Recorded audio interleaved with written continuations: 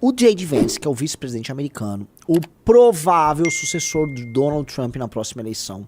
Falo de provável porque nunca duvide de uma ideia do que pinte na cabeça do Trump dele mesmo concorrer à reeleição, caso ele tenha condições de vencer e, enfim, caso ele se sinta confortável em alterar a legislação americana.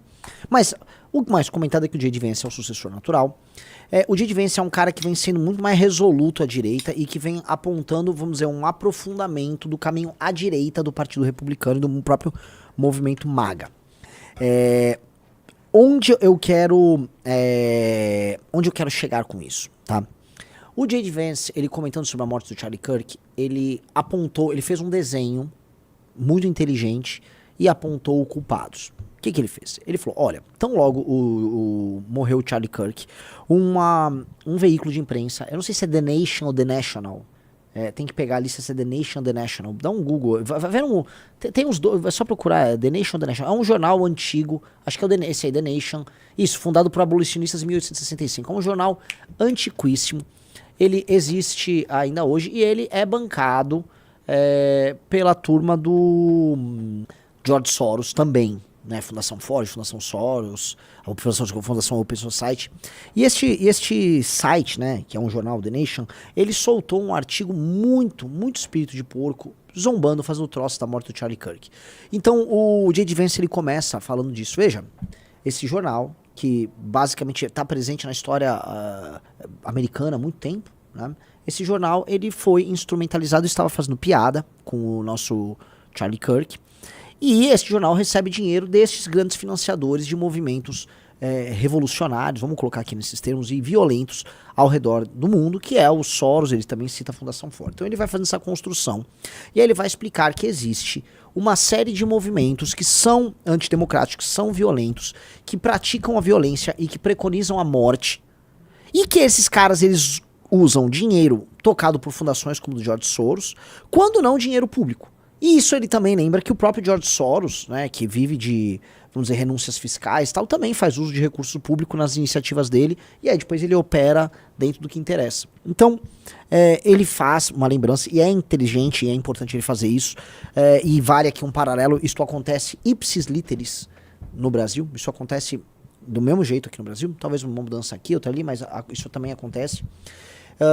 E ele prossegue também dizendo que a questão da violência política, ela é muito mais presente no campo da esquerda que da direita, e ele traz para isso uma pesquisa que saiu que mostra que um esquerdista é muito mais propenso, muito mais, não é nem que é próximo, é muito mais propenso a aceitar a violência política contra o adversário de direita do que um direitista com um de esquerda.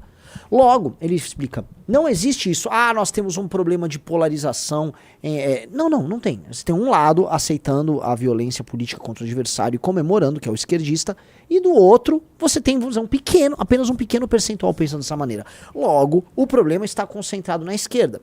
E logo, de acordo com ele, para que a gente possa unir os Estados Unidos e diminuir essas tensões políticas que dividem a nação, você precisa focar em quem está dando problema. Porque veja, você precisa focar em quem está dando problema, porque não é igual. Se não é igual, veja só, o seu trabalho tem que ser focado na esquerda. E isso é um raciocínio que ele fez, que é um raciocínio que a gente também faz aqui e que a gente precisa largar de ser trouxa. Porque o nosso campo, quando vai falar sobre política, fica tentando sempre falar assim, vou fazer equalizações aqui.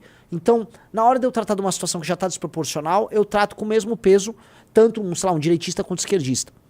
Isso está errado, porque você não pode tratar desiguais de maneira igual.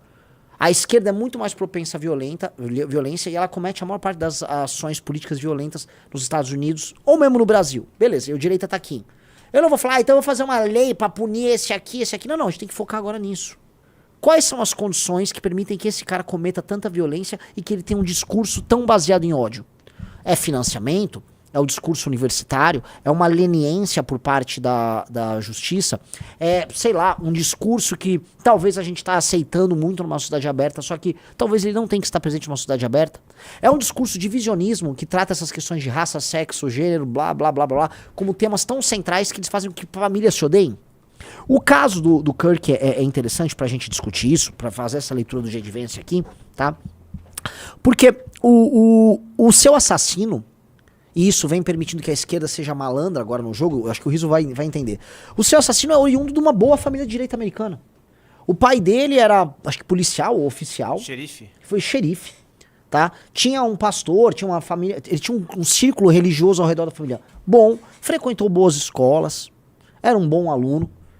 Naturalmente, assim, você olha e fala, entendi, ele é um branco anglo-saxão típico norte-americano. O rapaz, acho que é Tyler o nome dele, né, o assassino. Este rapaz ficou provado que ele se radicalizou online. Não sabemos uma razão, talvez, né? Depois descobriram que ele namorava um outro rapaz, que se identifica como um trans e talvez é um furry. Chequem aí se o namorado do cara era um furry, por favor. Mas é que é um homem que acha que é mulher e gosta de se vestir de bicho. Ele, portanto, é o rapaz, ele era um rapaz gay que namorava um outro rapaz. Aí alguém vai falar, não, se você namora um trans, você não é gay, você é gay. O que você namora um cara, ali o cara lá era um cara que basicamente queria ser mulher e botava uma roupa de bichinho, né? Então, o cara era um cara gay que, por alguma razão, acabou entrando em células e núcleos de discussão política deste universo progressista, muito próximo do mundo trans, vamos colocar aí, de trans ativistas, namora e foi namorar um outro rapaz que se define como trans e acho que furry e gosta de usar roupinhas de pelúcia. Cara, o namorado dele é uma fursona, né? Fursona, é isso. Deve só descer ali. O namorado dele, mano, se identificava talvez por algum tipo de animal, né? Enfim, cara. Cara, eu só... Riso, você é um cara tão normal, você gosta de jogar futebol, você tá tomando seu energético. Tipo assim, você gosta de arroz, feijão, bife, batata frita, né? Sim. Você gosta de mulher. Tipo, olha lá, o Riso tá todo normal. Por que alguém gosta de um cara vestido de bicho de pelúcia? Eu não entendo você, porque deve ter no nosso público, eu tô falando aí que de repente, sei lá, 70% do nosso público gosta disso, sei lá, tem uns bizarros aí. Eu não entendo, eu sou tão convencional, galera, Ó, tem uma mulher bonita aqui. Pô, beleza, é uma mulher bonita. O que você gosta de comer, gente? Arroz, feijão, bife, batata frita. Eu sou muito convencional. Fórmula 1, eu gosto do Max Verstappen. Eu acho o Zico e o Pelé foda, sabe? Minhas preferências são tão comuns, Riso. Tá bom, gosto dos povos indo-europeus. Minhas nerdices são convencionais também. Então, esses caras aí, sei lá. Mas o fato é, esse cara foi radicalizado online. As últimas coisas estão saindo nos Estados Unidos sobre a investigação aí no caso do assassino, dão conta de que ele estava, vamos dizer, envolvido com alguns grupos, alguns núcleos de transativismo. O radicalismo dele não foi tão oriundo da faculdade, ele ficou pouco tempo na faculdade. Pode ser que ele tenha participado de algum tipo de núcleo ali que permitiu alguma radicalização com ele, mas foi mais online. Ele caiu em grupos de Discord desse universo da esquerda, e aí é muito engraçado, porque a esquerda aqui fica falando, o Discord, a radicalização, não, o 4chan, a ameaça em céu. Ora, você tá vendo isso acontecer no campo da esquerda. Os últimos mass shootings, muitos dos atiradores recentes que a gente teve, que com destaque na mídia, eram trans, eram atiradores de esquerda já. Então, eu tô botando isso aqui pra falar o seguinte: este caso é um caso muito perigoso para a esquerda. Porque ficaram soltando aí, né, documentários sobre ameaça em céu. É ameaça em céu, meu Deus, o incel isso, o incel aquilo. Mas no final do dia, os weirdos, os esquisitões, que gostam de coisas esquisitas e que estão se radicalizando e topando cometer crimes de violência, não são exatamente os incels que vocês imaginam. Então aí essa galera transativista à esquerda, inclusive, a esquerda tá tentando tirar o dela da reta, falando que o cara era de direita, porque ele usava vamos dizer, um discurso radical de internet identificado com a direita. Não, calma aí. Esse discurso, né, ou melhor, certo fraseado oriundo de games, certo vocabulário, ele é comum, porque é um vocabulário geracional. Você fala, vamos supor, based, é uma coisa muito geracional.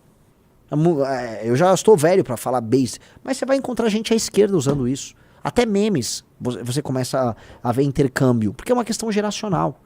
O Vance, nesse sentido, né, nessa discussão que a gente estava falando, até todas essas interrupções aparecerem, ele propõe algum enfrentamento, e eu queria saber qual, porque nenhum tipo de projeto foi apresentado por eles para reduzir essa desproporção que eu comentei, em que uma esquerda, ela é violenta, ela tem um discurso violento, ela prega violência, ela prega, vamos dizer, um tipo de enfrentamento que cruza qualquer linha do aceitável, ou seja, eles são os maiores responsáveis pela polarização.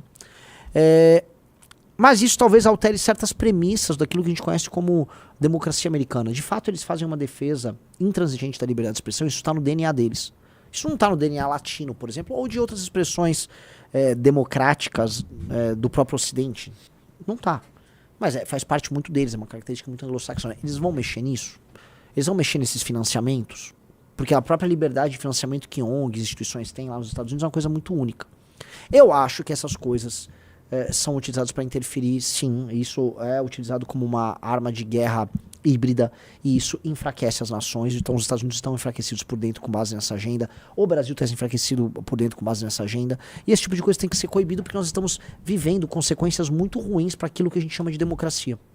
Eu não tenho problema nenhum na existência de uma esquerda democrática. Não tenho medo porque a gente ganha o jogo deles dentro da democracia. Agora, o que eu tenho problema é com uma esquerda que recebe dinheiro gringo para defender coisas pouco democráticas e sabotagem pura e simples. Por exemplo, o dinheiro que venha para cá para fomentar guerra racial. Veja, essas ONGs que atuam, a maior parte das ONGs que atuam em causas raciais, eles pregam, no fundo, um enfrentamento que é dicotômico e insolúvel entre raças, de modo a tornar o Brasil um país impossível de ser vivido e convivido entre diferentes. A lógica do racismo estrutural. O que o Silvio Almeida prega no final é o seguinte: se o racismo é estrutural, todas as nossas estruturas estão tomadas pelo racismo, e o racismo é uma coisa errada, todo mundo vai concordar, logo você tem que derrubar as instituições. E adivinha onde isso vai terminar? É uma proposição revolucionária. Então o Silvio Almeida é levado a sério, sendo ele próprio um revolucionário. E a gente já sei, não, o STF usa teses do Silvio Almeida. Olha que coisa absurda. O STF usa teses do Silvio Almeida. Então, essas proposições não fazem nada bem pra gente. E elas já contaminaram aquilo que a gente chama de democracia. Eu citei esse exemplo, vou voltar de novo para essa questão racial. Quando é colocada a questão, por exemplo, não existe racismo reverso, que é um termo que eles criaram. Não, existe racismo. Racismo assim, se você cometeu se você foi preconceituoso com alguém, impediu alguém de entrar numa loja por uma questão racial, ou distratou um sujeito, ofendeu ele por questões raciais, isto é um crime de racismo. E não importa quem ofendeu quem. Mas essa turma fala, não, veja só, nós temos uma interpretação marxista em que só há racismo se é de branco contra qualquer outra etnia, porque o branco está numa posição hipersuficiente. Cara pálida, não é isso a definição de racismo. Isso é uma definição, isso é uma hermenêutica marxista sendo utilizada sobre uma estrutura formal, legal, e sobre o entendimento comum que nós temos dentro do Estado. Então, para eles, por exemplo, um negro ou um índio são incapazes de ser racistas. Eles são incapazes de entender que existem etnias diferentes e que ele pode eventualmente destratar. Então, não está, vamos dizer, não está instalado na mente de um indígena ou de um negro isso. E isso é um absurdo. É óbvio que eles não pensam nisso. O que eles estão pensando é apenas em correlação de força. Porque a esquerda, para ela, a única coisa que interessa é poder e correlação de força. Então, eles já contaminaram. A água, o poço já está contaminado. Tudo foi contaminado com a ideologia, com a perspectiva deles. E aí você não tem muito o que fazer. Tá?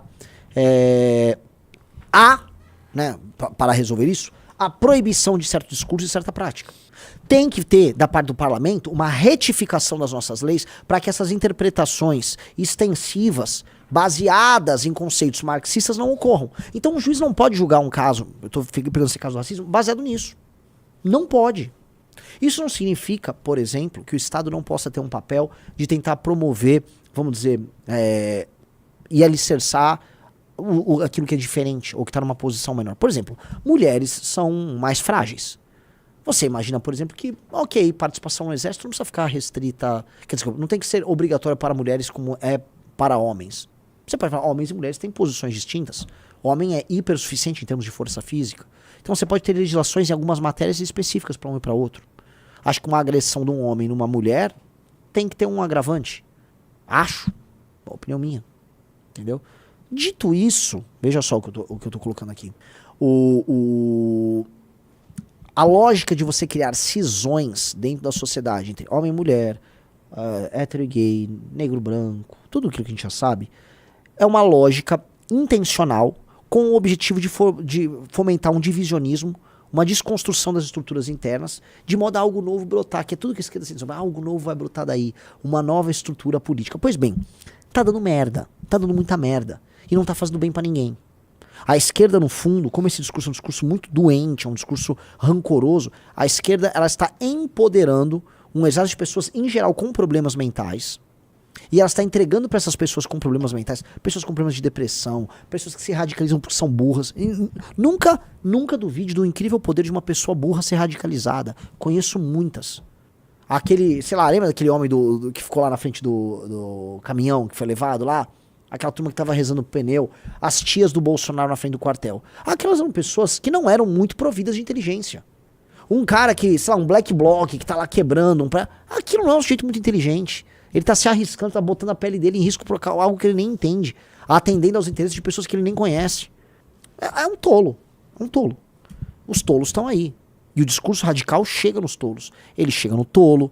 O discurso radical chega no doente, no maluco. Veja, eu vou pegar casos de violência política poderosos recentes que aconteceram nos Estados Unidos. Alguém consegue explicar algo mais maluco do que foi o Black Lives Matter nos Estados Unidos? Foi permitido, meus amigos, que cidades inteiras fossem devastadas em manifestações que se tornaram pilhagem. Era saque e pilhagem. Né? De início, morreu o George Floyd, uma loja de TV. Aí roubava a loja de TV. Morreu a loja de Floyd, vou assaltar uma casa. Entendi. Usaram aquilo como desculpa para pilhar as cidades. E aí os caras estavam pilhando, eles não podiam ser punidos, porque aí você era racista. Foi um surto maluco que a sociedade americana teve. Algumas cidades entraram tanto nessa pira que elas começaram a fechar departamento de polícia. A gente viu, não sei se foi em Seattle, a ideia de, não, vamos criar uma nova cidade, ou a cidade não vai ter governo. Que porra é essa? Eu mostrei aqui outro dia, não sei se o Riso consegue levantar, acho que não tem. As estatísticas de criminalidade envolvendo a autoria de negros, porque elas saltaram o Black Lives Matter, porque basicamente, assim, desmontaram parte do aparato punitivo e começaram, parte dos juízes, a ter medo de punir, porque, não, você vai ser racista se você punir o cara. E aí quem é criminoso falou, cara, eu vou cometer mais crimes. Então os mesmos criminosos cometeram os mesmos crimes. Um exemplo agora de um cara que estava solto recente é o cara que matou a Irina, aquela ucraniana. É um cara que já vinha, vamos dizer, cometendo crimes em série. Esse cara estava confortável em cometer crimes. Então quando a gente olha isso, esse discurso progressista, woke, esse divisionismo na sociedade que se vale da liberdade de expressão, que se vale dos direitos civis, que se vale das instituições como a universidade, do judiciário, esse discurso é um discurso que está matando o Ocidente. No Oriente, ou seja, a Rússia, a Polônia, vamos botar aí, né? Ela olhou e falou, não quero. A Hungria, não quero. Mas da Rússia pra lá, ninguém falou assim, não vai ter isso. Isto é suicídio. Isto é suicídio puro e simples. É suicídio cultural, suicídio civilizacional puro e simples. E, cara, ninguém tem que aceitar esse suicídio cultural e civilizacional e ponto. Não aceitem isso. Nós não temos que aceitar. Você pode ser democrático e não aceitar isso. É isso que a gente está propondo. Assim, a gente veio ontem com um projeto de lei muito legal. Foi ontem que a gente lançou ou foi anteontem isso? Foi ontem, né? Ontem foi segunda. Ontem foi segunda. Ontem foi segunda. Ontem a gente lançou um projeto de lei, tá? Muito bacana, que vai exatamente nessa linha. Qual é o lance do projeto de lei?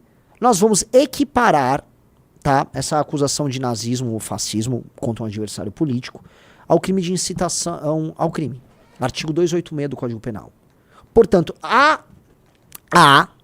no ânimos de alguém que chama outrem de nazista, o ânimo de incitar o crime contra ele. De colocar um alvo na testa dessa pessoa para que essa pessoa seja alvo de violência. Esta equiparação tem consequências. Porque se a pessoa alvo desse insulto é alvo de uma violência, aí aquela pessoa que insultou ela como nazista responde como coautor. Entendeu? Você desmonta uma indústria baseada no ódio em que esse sujeito, tipo Jones Manuel, vai lá, fulano é nazista. Aí outro vai lá, comete o crime e ele fica olhando. Não. É coautor, é corresponsável. Este tipo de ação tem consequência. É o Nando Moura que faz isso com a gente. Ou seja, se alguém nos agredir, o Nando Moura vai responder como coautor. Essas pessoas como Jones Manuel, todos. Porque eles não fazem à toa. O objetivo é colocar uma marca na pessoa para depois, inclusive, justificar o crime. O crime aconteceu, mas o cara era um nazista, né? E contra nazista tudo é válido. Tá? Estamos com quantas pessoas no canal do Renan? 2.440 pessoas no canal do Renan. Estamos com 7 ao todo, então. Isso. 7 mil pessoas. Vamos todo mundo like na live pra gente bater 8 mil, 8.500, 9 mil pessoas. Ontem foram 9 mil pessoas. Bora que bora, tá?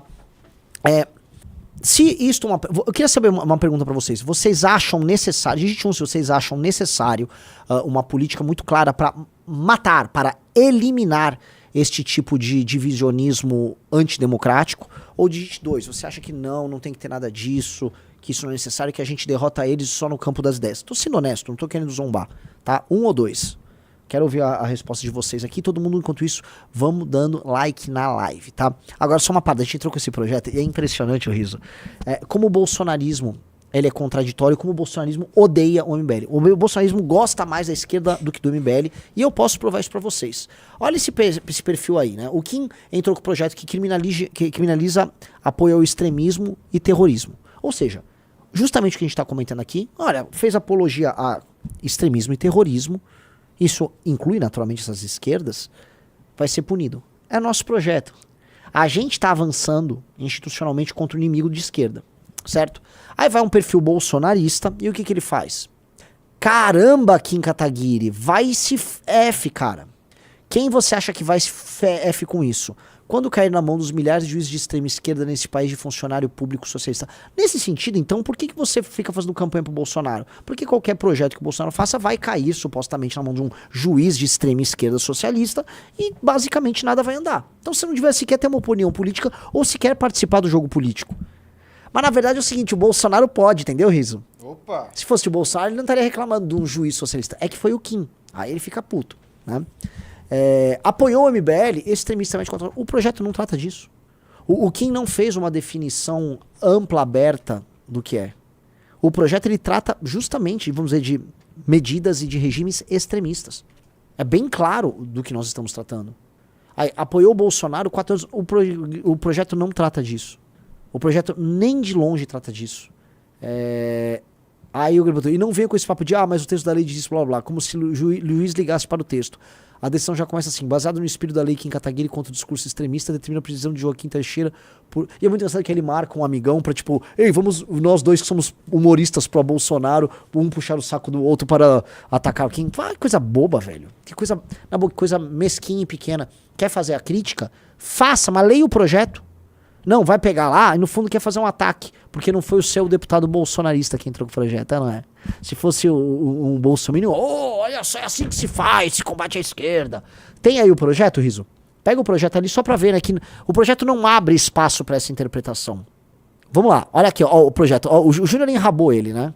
O Júnior deu uma enrabada braba. Olha o que o Júnior colocou, ó. Não foi nem isso, nem precisou abrir o projeto, ele abriu a matéria que o cara botou na tela. Protocolado na noite dessa sexta-feira, o projeto de lei classifica como crime fazer discurso, editar, distribuir ou confeccionar material impresso ou virtual, abre aspas, louvando, estimulando, instigando, incentivando propaganda ou fazendo apologia do terrorismo, de ideologia extremista incompatível com o Estado de Direito, incluindo o socialismo, o comunismo, o fascismo e o nazismo. Repita, o socialismo, o comunismo, o fascismo e o nazismo. Eu não entendo, assim, realmente pra ser bolsonarista, você precisa ser muito atrapalhado das ideias. É um lance cognitivo mesmo. É uma preguiça e pura má fé. Pura má fé. Então vocês jogam essas coisas apenas na má fé e no vai que cola. E dentre eles cola. Você vai ter uma conversa, por exemplo, com um bolsonarista sobre o MBL. Às vezes eu encontro uma pessoa que é bolsonarista, aí, o Renan do MBL. O cara já, né, acha assim que eu vou matar ele, né? Já, nossa, esse cara é o Dirceuzinho, hein? Esse cara vai aprontar. Falei, cara, eu só quero uma Coca-Cola. O cara, não, não, porque... Aí ele vai descobrindo o que eu penso, ele vai concordando, só que ele precisa ajustar isso no sistema de valores dele. Não é possível que esses caras queiram ser contra o crime organizado mais do que eu. Não é possível que eles... Não, tem algo de errado. E na cabeça dele, tem algo de errado. E o algo de errado é ele, quando ele racionaliza o que nós dizemos, ele concorda, mas o coração dele manda ele amar o Bolsonaro e nos odiar. Porque a relação desse cara, como ele é um sujeito com baixa capacidade de abstração, ou seja, é um problema cognitivo, na maior parte dos casos ser bolsonarista, ele não consegue abstrair assim que entre o amor dele e as ações que o amor dele comete, o amor dele é o Bolsonaro, tá? Pode ser que haja algo chamado um personagem, uma pessoa, ele é uma persona, que é um Bolsonaro abstrato, este sim na cabeça dele. Ele não consegue entender que as ações do Bolsonaro não correspondem às ações desse Bolsonaro abstrato. Ele acha, portanto, que se uma ação que o Bolsonaro cometeu não bate com os valores dele, essa ação não existiu, entendeu? Ela não pode existir neste mundo. Então ele apaga todos os erros, as incoerências, as falhas do Bolsonaro. O que é uma atitude, assim, de um idiota. Mas é assim que esses caras operam. Eles não conseguem abstrair, eles não conseguem entender a humanidade do cara, eles não conseguem entender essas coisas. São coisas que não estão, vamos dizer, na quantidade de experiência humana que eles vão acumular na vida. A experiência deles é uma experiência fragilizada, porque eles têm uma capacidade menor de abstração, um entendimento menor da realidade. Então eles vão trabalhar com coisas muito simples. Então, qual é o símbolo do Bolsonaro? O Bolsonaro é o meu mito, ele é um herói. Então ele só fará coisas heróicas. Tudo que o Bolsonaro fizer será heróico. Se o Bolsonaro estiver cagando agora, ele está dando uma cagada heróica. Se o Bolsonaro estiver comendo agora, ele está comendo de maneira heróica. O Bolsonaro é unidimensional. Ele só é uma coisa. E o Lula? O Lula, se ele estiver cagando agora, é uma cagada do mal. E se o Lula estiver tomando um café, é um café do mal. E se o MBL? O MBL me avisaram que é mal. Então o MBL só pode estar fazendo algo mal. Não existe nuance, não existe dinâmica, não existe processos evolutivos. Então esses caras, quando vão assistir, por exemplo, um filme, uma série, eles gostam de filmes em que assim, o vilão é vilão desde o primeiro episódio. O herói é herói desde o primeiro episódio. Todo mundo é unidimensional, tudo muito simples, muito claro. Porque facilita a compreensão para alguém que é, na prática, unidimensional. Esses caras padecem desse problema. Quando você entrega a nuance, aí o cara deixa de ser bolsonarista na hora. Então quando você entrega a nuance, o cara deixa de ser bolsonarista. E se ele permanece tendo nuance, aí ele é picareta. Que é a boa parte dos políticos deles. Os políticos deles entendem as nuances, até porque são políticos.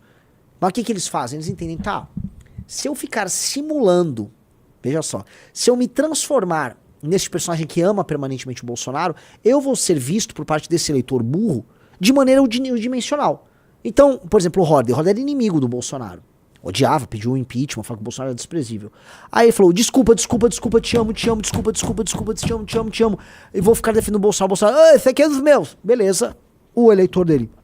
O Horder nunca foi anti-Bolsonaro. O Horder, ele é um herói. O Horder, que é um pilantra, ele percebeu isso. Ele falou, tá. Entendi. E o eleitor aceita.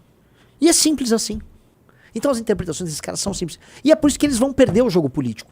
Porque toda a dinâmica é dada nesse jogo burro e tosco. E em cima você não tem nenhum líder inteligente como o Bolsonaro, que, por exemplo, poderia manipular as pessoas em termos eleitorais, mas ele próprio tinha um plano. Não! O pior é o seguinte, criaram um tipo do Bolsonaro, uma imagem do Bolsonaro, de um sujeito que em nenhum momento encontra eco na realidade. Tudo que o Bolsonaro não é um ser heróico, corajoso, capaz. Eu lembro que havia durante o mandato dele a ideia de que o Bolsonaro ele tinha um xadrez 4D, porque ele estava há muitos anos na política sendo deputado e ele conhecia todos os truques das raposas. Um detalhe, ele não conhecia truque nenhum. O Bolsonaro não trabalhava. Mas na cabeça desse cara o Bolsonaro trabalhava. Ele conhecia como as raposas funcionavam, então ele mantinha as raposas perto para ele ficar de olho, porque ele era muito sagaz. Ele não é sagaz. O Bolsonaro era um idiota. Ele era um idiota, um cara muito burro e assim, ele não poderia ser assim, não é nada mais distante do que a imagem do Bolsonaro do que o cara chamado Jair Messias Bolsonaro. E aí, deu no que deu. Só pra mostrar aqui, ó, o projeto de lei do Kim altera a lei 13.260 para tipificar o discurso terrorista. Discurso terrorista, fazer discurso, editar, distribuir e confessar material impresso ou virtual, louvando, estimulando, instigando, terrorismo de grupo terrorista, os atos terroristas, incentivando a prática do terrorismo, estimulando a violência física em razão de rivalidade política ideológica ou discordância política ideológica, incitar a violência, louvando ou estimulando, incentivando propaganda ou fazendo apologia de ideologia extremista e incompatível com o Estado de Direito, incluindo o socialismo, o comunismo, o fascismo e o nazismo. Entendeu? Mas esses caras não vão ver nada. Então, enfim, respondam esse mafinha, né? E toda essa caterva ao redor dele ali, que é uma galera muito tosca. Fala galera, se você curtiu esse vídeo, não esquece de se inscrever no canal, deixar aquele like maroto, comentar aqui embaixo e compartilhar com os amigos. Valeu!